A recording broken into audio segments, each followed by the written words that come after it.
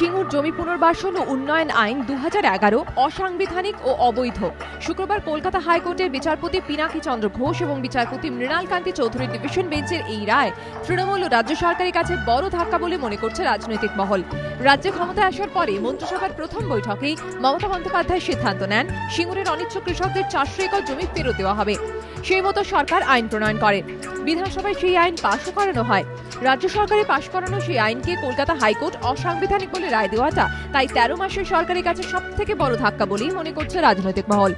রাজনৈতিক মহলের একাংশ এই রাজনৈতিক ধাক্কার গুরুত্বকে নন্দীগ্রামের গুলি চালানো ঘটনাকে কলকাতা হাইকোর্ট যে অসাংবিধানিক বলে রায় দিয়েছিল এবং তার জেরে তৎকালীন বাম সরকার যে ধাক্কা খেয়েছিল তার সঙ্গে তুলনা করতে শুরু করেছে।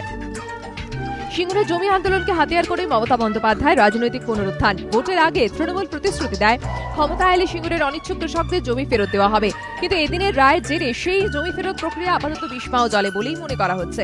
আর সেই কারণেই এই রায় তৃণমূলের কাছে রাজনৈতিকভাবে একটা বড় ধাক্কা বলেই মনে করছে রাজনৈতিক মহল। রাজনৈতিক পর্যবেক্ষকদের মত, এদিনের রায়ে একদিকে যেমন রাজ্য সরকার ও তৃণমূল বড়সড় ধাক্কা খেল, তেমনই বাড়তি অক্সিজেন পেয়ে গেল বিরোধীরা। কারণ সূর্যকান্ত মিশ্ররা প্রথম থেকে বলে আসছিলেন সিঙ্গুরের জমি ফেরত দেওয়া যাবে না। রাষ্ট্রপতি নির্বাচনকে কেন্দ্র করে কংগ্রেস এবং তৃণমূলের মধ্যে চাপানুতর তুঙ্গে।